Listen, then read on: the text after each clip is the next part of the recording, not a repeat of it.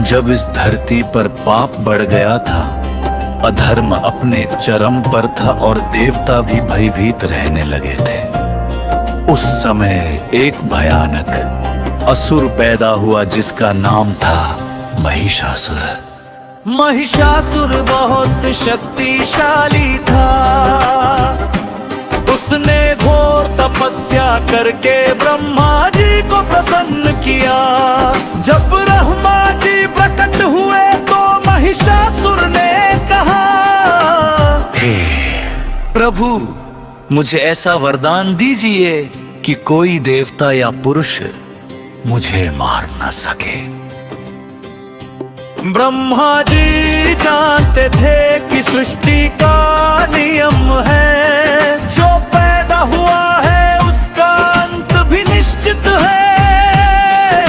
लेकिन तपस्या से प्रसन्न होकर उन्होंने उसे वरदान दे दिया। महिषासुर बहुत खुश हुआ, उसे लगा उसे कोई नहीं मार सकता। धीरे धीरे उसका अहंकार बढ़ने लगा। उसने स्वर्ग पर हमला। देवताओं और असुरों के बीच भयानक युद्ध हुआ, लेकिन महिषासुर के सामने कोई टिक नहीं पाया।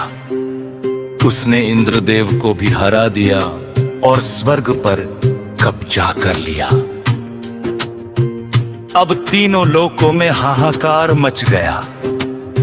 देवता दुखी होकर भगवान विष्णु और भगवान शिव के पास गए। देवताओं ने कहा, प्रभु, महिषासुर के अत्याचार से हम सब दुखी है, हमें बचाइए। तब विष्णु और शिव सहित सभी देवताओं के शरीर से एक तेजस्वी प्रकाश निकला। वह प्रकाश इतना शक्तिशाली था कि उससे एक दिव्य स्त्री का जन्म हुआ। वो थी माँ दुर्गा। उनकी आंखों में अग्नि थी, चेहरे पर तेज था और शरीर से दिव्य प्रकाश निकल रहा था। सभी देवताओं ने उन्हें अपने अपने अस्त्र दिए। शिव जी ने त्रिशूल दिया, विष्णु जी ने चक्र दिया, वरुण देव ने शंख दिया, अग्नि देव ने शक्ति दी, वायु देव ने धनुष बाण दिया, हिमालय ने उन्हें एक सिंह दिया जो उनका वाहन बना। अब माँ दुर्गा सिंह पर सवार होकर युद्ध के लिए तैयार थी। जब महिषासुर को यह खबर मिली तो वह जोर से हंसने लगा। उसने कहा, एक स्त्री मेरा क्या बिगाड़ेगी? लेकिन उसे पता नहीं था कि यही स्त्री उसकी मृत्यु बनकर आई है। फिर शुरू हुआ देवता और असुरों के बीच महान युद्ध। युद्ध का पहला दिन माँ दुर्गा ने असुरों की विशाल सेना को चुनौती दी। एक एक करके असुर धरती पर गिरने लगे। दूसरे दिन युद्ध और भी भयानक हो गया। आकाश में गर्जना हो रही थी और धरती कांप रही थी। तीसरे दिन महिषासुर खुद मैदान में उतरा।